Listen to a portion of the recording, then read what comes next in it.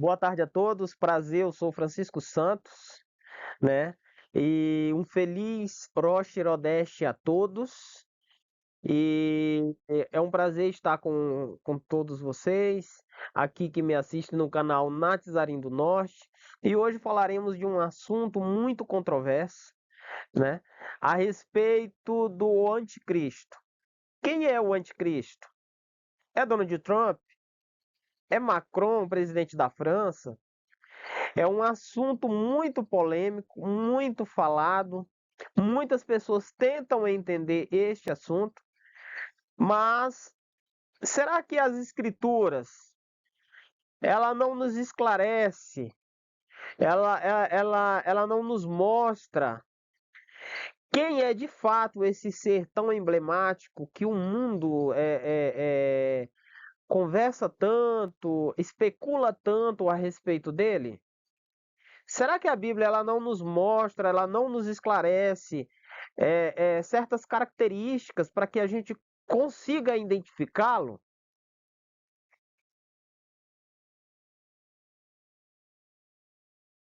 O anticristo, quem ele é? Já está na Terra?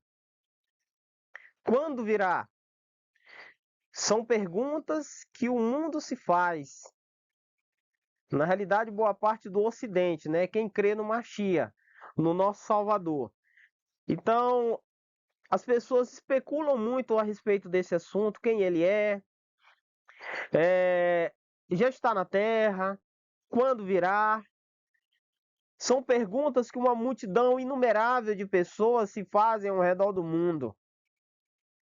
As Escrituras nos dizem em 1 João 4, 2 e aí verso 3, que a igreja primitiva já havia sido advertida quanto à chegada deste inimigo, que viria com fortes enganos a respeito da falsa natureza do Machia, Salvador.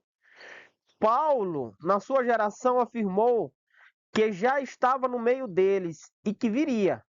É importante estarmos atentos a esta profecia a respeito destes enganos. Em 2 João 1,7 nos adverte para que não sejamos enganados, a fim de que nos tornamos também enganadores, né? Para que não nos tornemos também enganadores. Conhecer a verdade, em especial a verdadeira natureza do Salvador, é de vital importância para a nossa salvação. Verso 23 aqui. No entanto, está chegando a hora, e de fato já chegou, em que os verdadeiros adoradores adorarão o Pai em espírito e em verdade. São estes os adoradores que o Pai procura. Verso 24. O Criador é espírito e é necessário que os seus adoradores o adorem em espírito e em verdade. João 4, 23 e 24. Qual as características do anticristo? Como o identificar? As escrituras nos revelam claramente todos estes questionamentos.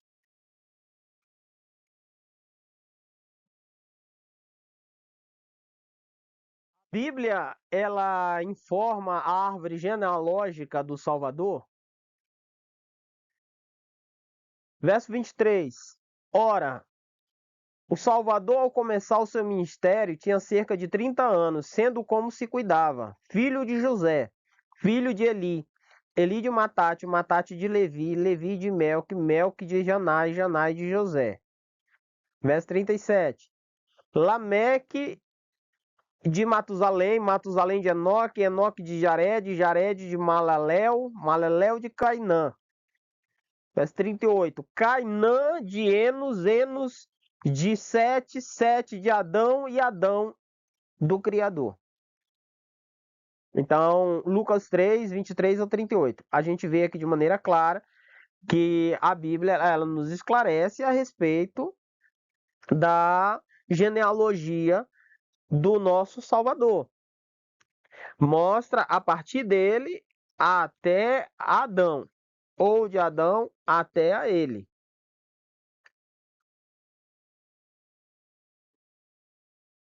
Quantos tipos de carne existe para o homem? Será que o homem tem vários tipos de carne? Será que a pessoa preta ele tem um tipo de carne, a pessoa branca tem outro tipo de carne, o pardo, o índio, são carnes diferentes? O que que a Bíblia, segundo as Escrituras, nós estamos falando aqui da palavra do Criador, o que é que ela nos esclarece? Que a ciência mesmo ela diz que é uma só, né? É uma só carne, independente da pessoa ter muita melanina, independente da pessoa ter pouca melanina, independente de você ser asiático ou você ser indígena. É uma só raça humana. Mas vamos ver o que as escrituras nos esclarecem a respeito do assunto. 1 Coríntios 15:39. Nem toda carne é uma mesma carne, mas uma é a carne dos homens, ou seja, uma somente é a carne dos homens, é uma só. E outra a carne dos animais. E outra, e outra, desculpa aqui, engasguei aqui. E outra a dos peixes e outra a das aves. 1 Coríntios 15:39. Então perceba que a carne das aves é uma, a carne dos peixes é outra, e a carne dos outros animais de outros animais é outro tipo de carne, mas a do ser humano é uma só.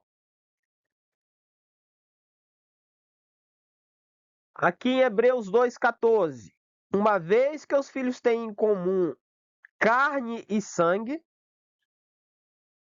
por isso também ele participou da mesma condição, a fim de destruir pela morte o dominador da morte, isto é, o diabo. Ou seja, o seu filho, quando ele nasceu, ou quando nasceu seu filho, você vai perceber uma coisa: ele será ser humano igual você. Ele não virá com uma carne de animal. Ele não será um híbrido. Primeiramente, a sua esposa é um ser humano, a não ser que ela seja um animal, sua esposa seja um animal, para que viesse um híbrido. Em outra situação, situação normal, virá um ser humano com a mesma carne que a sua, né? Com os mesmos cromossomos. Então, os filhos têm em comum a carne e o sangue do pai e da mãe.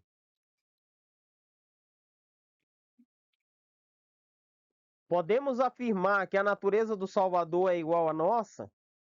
O Salvador, quando esteve aqui no mundo, que revestido da natureza humana, podemos afirmar que a natureza com que ele estiver aqui, ele se revestiu, era precisamente igual à nossa? Romanos 1, do 1 ao 3. Paulo, servo do Salvador, chamado para ser apóstolo, separado para o evangelho do Criador, que ele antes havia prometido pelos seus profetas nas santas escrituras acerca de seu filho, nosso Salvador, que nasceu da descendência de Davi, segundo o que? A carne. Segundo a carne, ele nasceu da descendência de Davi. Assim como seu filho, como diz a própria Escritura e a própria ciência também, ele tem a mesma carne que a sua. Resposta: o Mashiach nasceu e viveu precisamente igual a qualquer ser humano, sem nenhuma vantagem sobre qualquer ser humano. E, segundo as Escrituras, ele era uma pessoa igual a mim, igual a você, um ser humano igual. Mas não se desespere, não fique irritado, não fique zangado. Vamos esperar outros textos bíblicos, ver o que as Escrituras falam. Se de fato essas minhas falas aqui são equivocadas ou estão coerentes com as Escrituras. O que o Salvador conseguiu provar a cada um de nós e ao tentador? Romanos 8:3. Porquanto que era impossível à lei, Visto que se achava fraca pela carne, o Criador enviando o seu próprio Filho em semelhança da carne do pecado, e por causa do pecado, na carne condenou o pecado. Isso aqui foi o que o Salvador, isso aqui foi o que o Criador realizou, isso aqui foi o que o Salvador também realizou. Condenou ele veio em carne, semelhança da carne do pecado, semelhança de carne pecaminosa, e condenou o pecado na carne. Mas o que é condenar o pecado na carne? Condenar o pecado na carne é você não cometê-lo.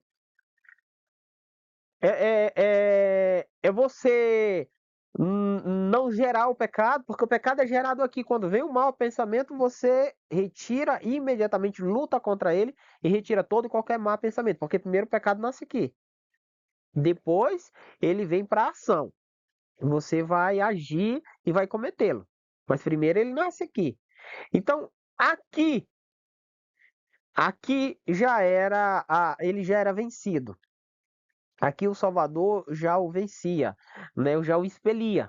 Então, a pessoa que se deixa vencer pelo pecado não condena o pecado na carne. Mas a pessoa que condena o pecado na carne, condenou o pecado, é porque ele não cometeu o pecado. Resposta. Primeiro, mostrou a todos os seres humanos que é possível viver sem pecado, sem pecar na carne. E ao tentador que a lei do eterno, o do eterno Pai, é santa, justa e boa e que pode ser obedecida pelos filhos de Adão. Lembrando uma coisa, entendam bem vocês, está lá em 1 João 3,4. Pecado é a transgressão da lei. Se eu não sou um transgressor da lei, eu não sou um violador da lei do Criador, eu não sou um pecador. Eu tenho uma carne pecaminosa, uma natureza pecaminosa. Mas pecado é o ato de transgredir as leis do Criador, segundo as Escrituras, que está lá em 1 João 3, o verso 4. Toda pessoa que vive costumeiramente pecando transgride a lei, porque pecado é a transgressão da lei. Está lá dessa forma. Como podemos vencer como ele venceu? Para que a justa exigência da lei se cumprisse em nós, que não andamos segundo a carne, mas, ou seja, porém, segundo o Espírito. O que é andar segundo a carne? É praticar os desejos da carne, aquilo que a lei proíbe que você pratique. Mas o que é andar segundo o Espírito? É andar de acordo com a vontade, as determinações, os mandamentos do Criador.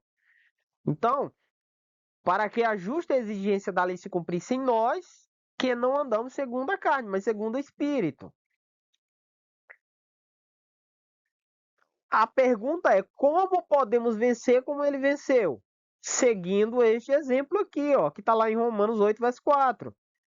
Vencemos quando andamos em comunhão com o Espírito dele, que procede do Pai, assim como ele andou, não fazendo, né, nossa própria vontade, ou seja, a vontade da carne, e sim a vontade do Criador. Isso sim é andar no Espírito.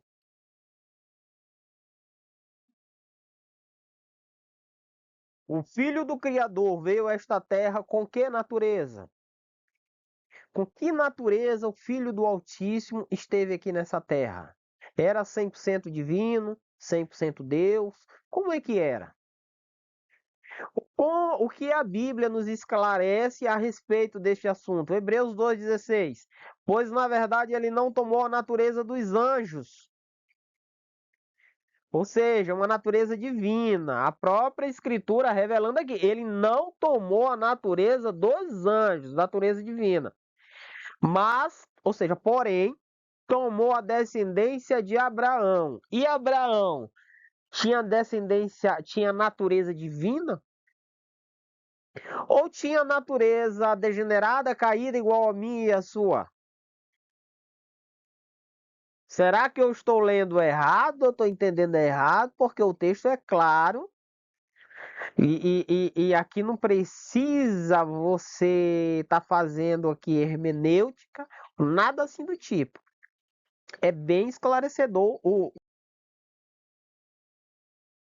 até que ponto o Salvador era igual a nós enquanto esteve aqui na Terra.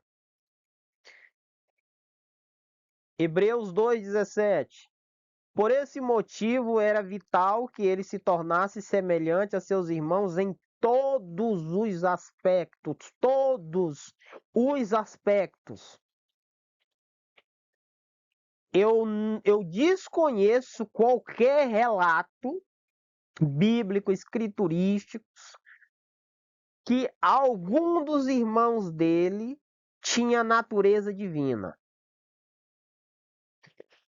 Nasceu de uma forma assim miraculosa do Espírito Santo, sem herdar, segundo as Escrituras, a natureza de Adão, a natureza de Davi, a natureza de Abraão. Porque se ele foi gerado pelo Espírito Santo, ele não tem parte de José, que é da tribo de Judá, consequentemente não tem a mesma carne de Abraão, segundo os textos fala que ele veio ele tinha a mesma natureza que Abraão, ele veio da descendência de Davi, né, do rebento de Jessé. E aí? A fim de que pudesse constituir-se sumo sacerdote misericordioso e leal em relação ao Criador e pudesse realizar propiciação pelos pecados do povo. Hebreus 2,17.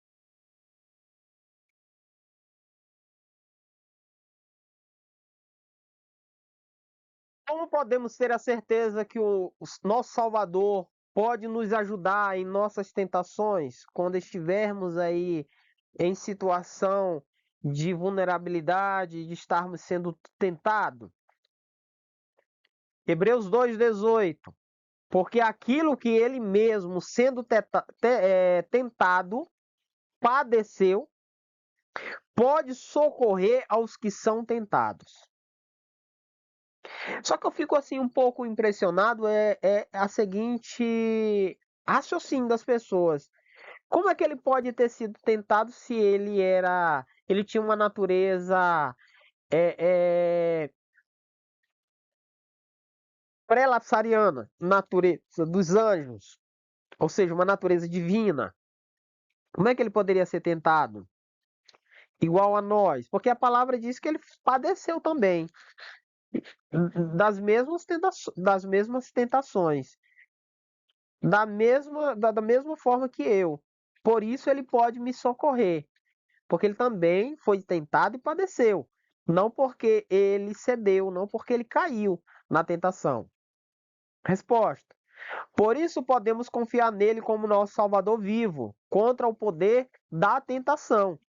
Ele conhece nossas fraquezas, nossas dores e tribulações, porque ele viveu e padeceu em sua própria carne quando esteve aqui na terra, como homem. Conhece nossas dores e sofrimentos, sofreu de maneira idêntica à nossa. Quando suplicamos a ele, a quem? O Machia, nosso Salvador, ele se compadece de nós porque padeceu os mesmos sofrimentos.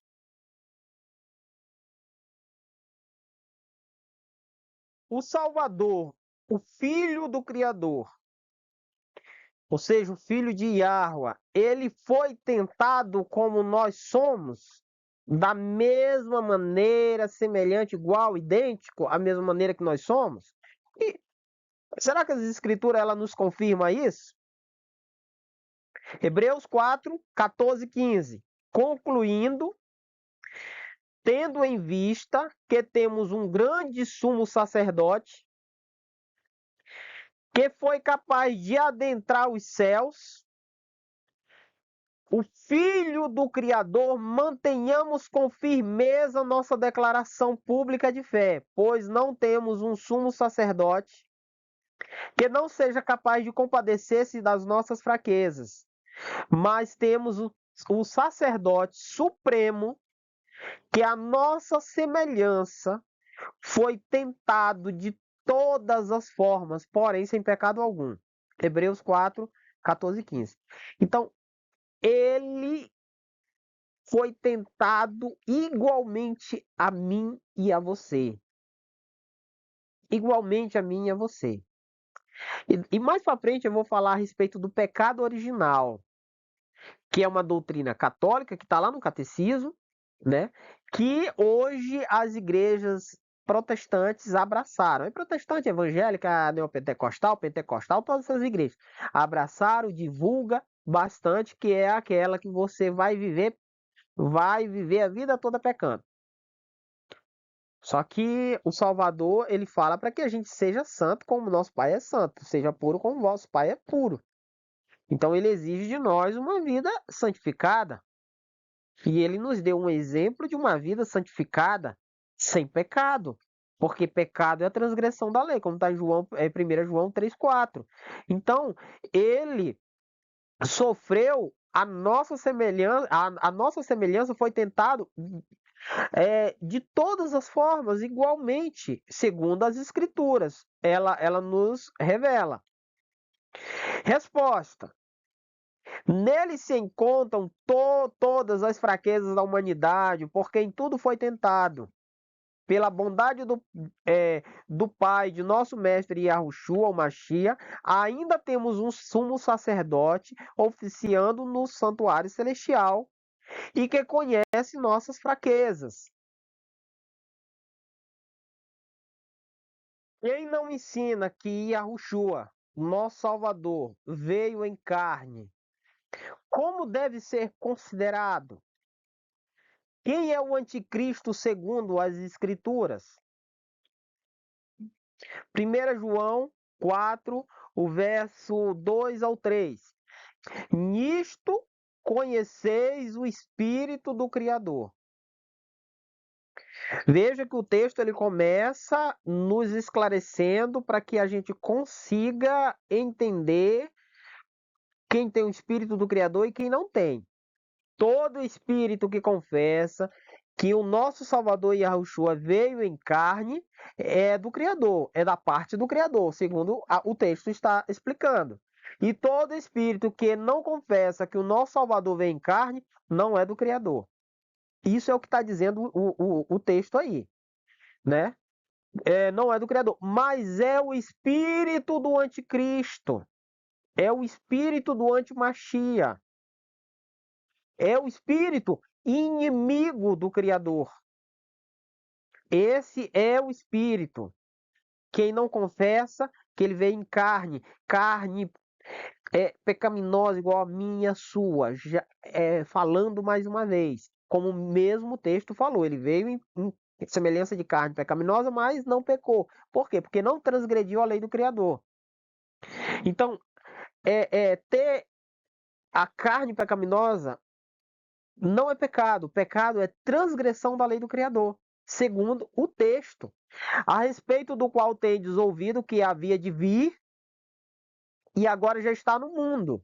Então, na época lá do profeta Yahunan, né, João, na época de Paulo, ele já estava lá e já pregavam, já falavam que esse espírito, essas pessoas haveriam de vir e que já estavam naquele momento, né, presente no mundo. É o que o texto está dizendo. E classifica o anticristo, ou seja, o antimachia, identifica essa pessoa como aquele que não confessa que o nosso Salvador veio em carne, e sim como um impostor. Como é que ele não tinha as mesmas fraquezas que eu e você, e agora exige que eu passe pelas mesmas provas que ele passou e ainda vença o pecado?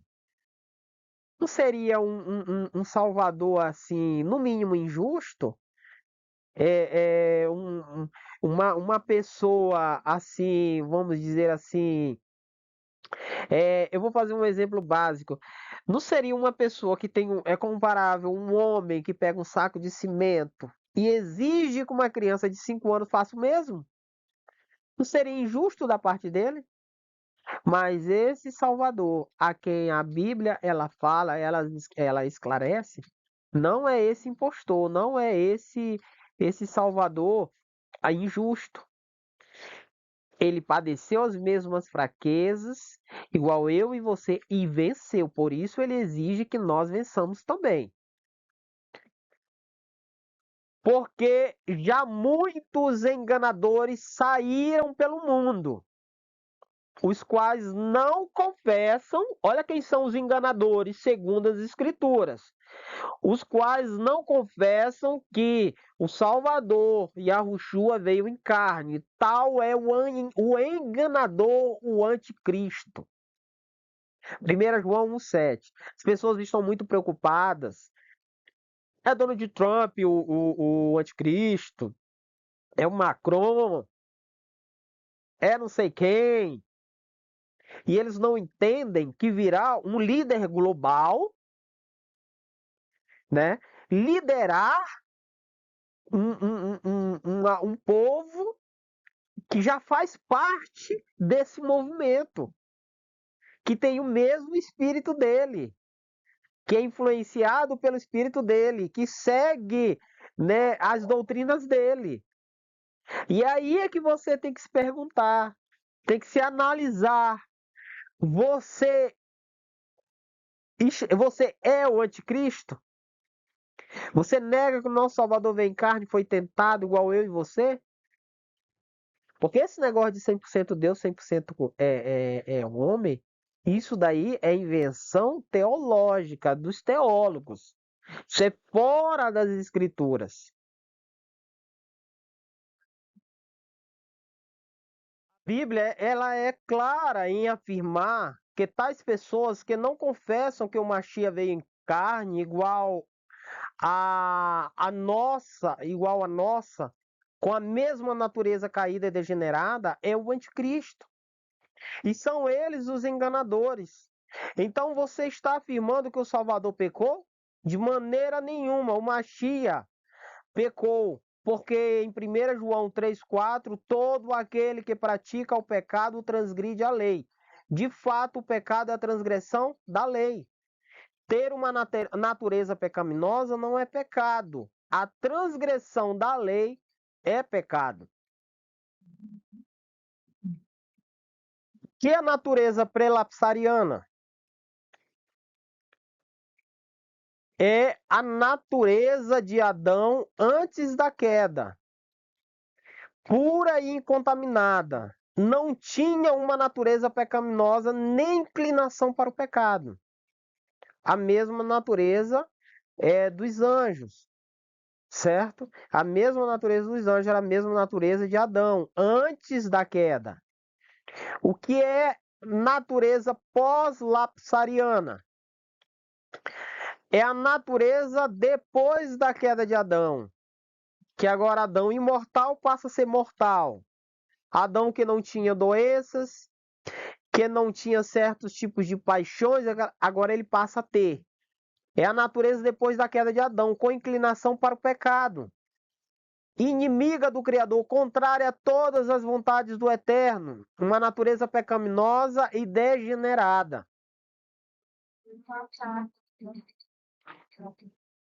Muitos se perguntam, a natureza do Machia era pré ou pós-lapsariana? Outros nunca ouviram tais questionamentos, porém conhecê-los é de vital importância para a nossa salvação. Dizer que o Salvador veio na natureza pré-lapsariana é chamá-lo de trapaceiro. Como pode uma pessoa com tal natureza, sem inclinação para o pecado, pedir para nós, com uma natureza pecaminosa, fazer o mesmo que ele fez? Que é vencer o pecado? Exemplo, para o Machia seria fácil vencer todas as tentações. Não tinha nenhuma inclinação para o pecado, diferentemente do homem caído com sua natureza pecaminosa. Passar pelas mesmas provas para o homem seria infinitamente mais severo. Para o Machia, se viesse com a natureza pré-lapsariana. A natureza diferente da natureza do ser humano, pela qual as escrituras esclarecem e deixa bem claro que ele veio com a mesma natureza humana, a natureza de Adão, a natureza de Abraão, né? Igual aos seus irmãos, semelhante em tudo.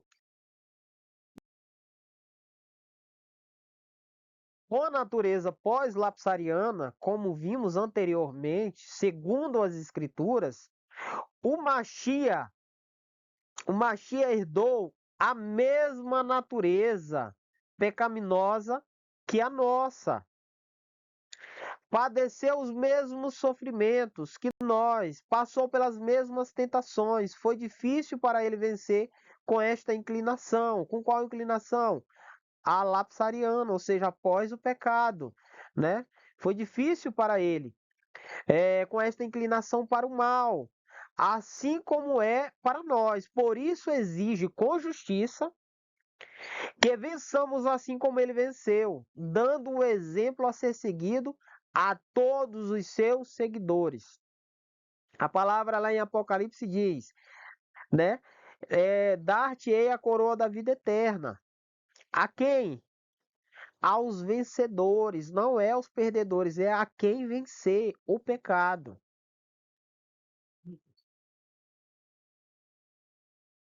Vamos ver a seguir o que os testemunhos nos dizem a respeito da natureza do Machia. O que Ellen White fala a respeito da natureza do nosso Salvador. Isso daqui é para as pessoas que se dizem crer em Ellen White, para que a gente consiga dar aqui um amparo maior, né, mais forte para o que já acabamos de ler, para quem crê em Ellen G. White. Tenho recebido cartas afirmando que o Machia não pode ter tido a mesma natureza que o homem, pois nesse caso teria caído sob tentações semelhantes. Se não possuísse uma afirmação dela, a natureza humana não poderia ter sido nosso exemplo. Isso é lógico. Se não fosse participante da nossa natureza, não poderia ter sido tentado como o homem tem sido tentado. Mensagem Escolhida, volume 1, página 408. Tomando sobre si a natureza humana em seu estado decaído, Machia não participou, no mínimo que fosse, do seu pecado. Lembrando e falando mais uma vez, pecado é a transgressão da lei.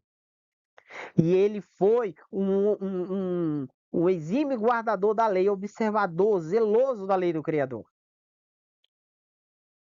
Mensagem Escolhida, volume 1, página 256.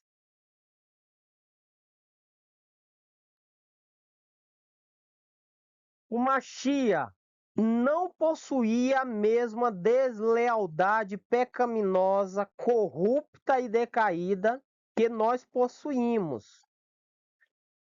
Pois então ele não poderia ser um sacrifício perfeito. Seria um impostor. Mensagem Escolhida, volume 3, página 131, manuscritos 94, 1893. Muitos dizem, porém, que o Salvador não era como nós, que ele não era como nós somos no mundo, que era divino e que, portanto, não podemos vencer como ele venceu. Mas isso não é verdade, segundo os escritos da irmã White, porque, na verdade, ele não tomou a natureza dos anjos, ou seja, pré-lapsariana, mas tomou a descendência de Abraão. E Abraão era 100% Deus? Era divino? Porque naquilo que ele mesmo, sendo tentado, padeceu, pode socorrer aos que são tentados. Hebreus 2, 16 ao 18. O Machia conhece as aflições do pecador. Ele conhece suas tentações. Tomou sobre si a nossa natureza. Foi tentado em todas as coisas do mesmo modo que nós. Ele chorou, foi homem de dores e que sabe o que é padecer. MM recebereis poder, 1999, página 368.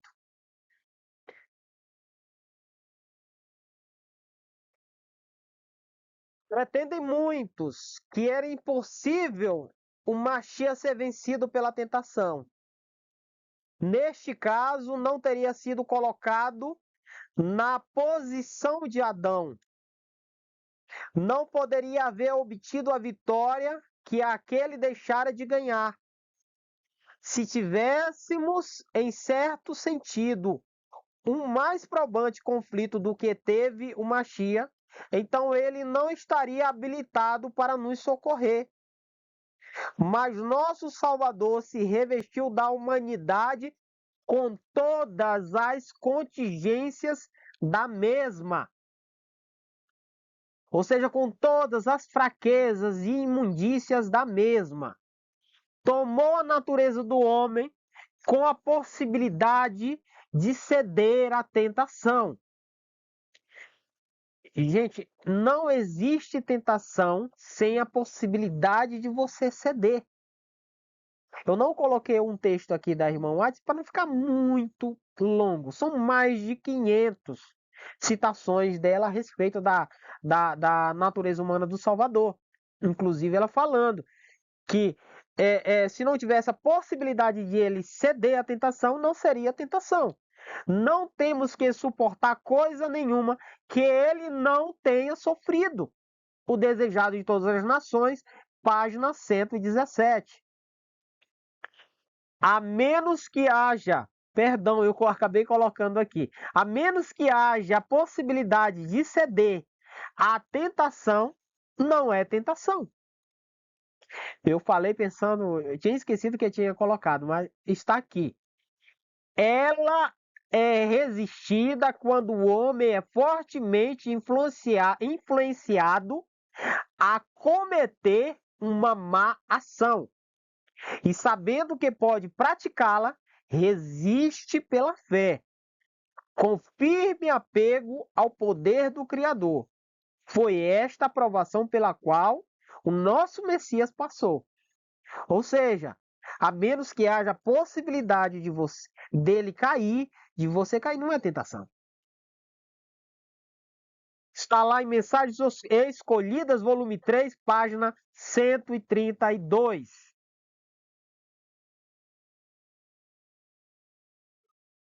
As tentações às quais o Mashiach foi submetido eram uma terrível realidade.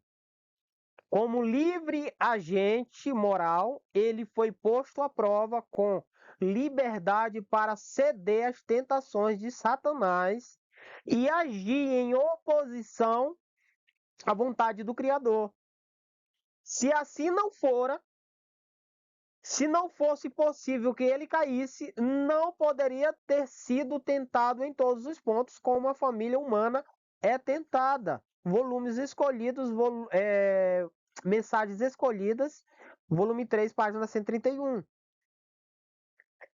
Ele foi feito semelhante aos irmãos, com as mesmas propensões mentais e físicas. Review Angel Herald, 2 de outubro de 1885. Nenhum dos irmãos dele tinha natureza 100% humana, 100% Deus. Tinha natureza pré-lapsariana, uma natureza divina, nenhum deles. Como é que ele poderia ter sido feito igual aos irmãos dele? Como não faz sentido. Ele sabe o quão fortes são as inclinações do coração natural e lhe ajudará a cada momento da tentação. Testemunhos para a Igreja, volume 5, página 177. Ele, o Mashiach, conhece por experiência o que são as fraquezas da humanidade, quais as nossas necessidades e onde está a força de nossas tentações. Pois como nós, em tudo foi tentado, mas sem pecado. Hebreus 4,15. Está vigiando por ti, temente filho do Criador. A ciência do bom viver, né? Página 71. Então, muito obrigado a todos que estiveram comigo, que me assistiram, que vão me assistir ainda nesse estudo. Eu ainda farei ainda um estudo chamado A Humanidade do Salvador, que fala ainda de maneira bem mais abrangente a respeito do assunto. E eu vou criar um link, um site, para que você possa baixar todos esses assuntos que eu abordo aqui no canal de maneira mais abrangente, porque aqui é apenas um resumo. Em relação aos textos da irmã White, que fala a respeito da natureza humana do Salvador, até onde eu sei, em português, são mais de 500 relatos, de maneira clara e evidente, como eu acabaram de ler. Então, uma boa noite a todos, uma feliz semana a todos, que a Yahushua possa abençoar você e a sua família.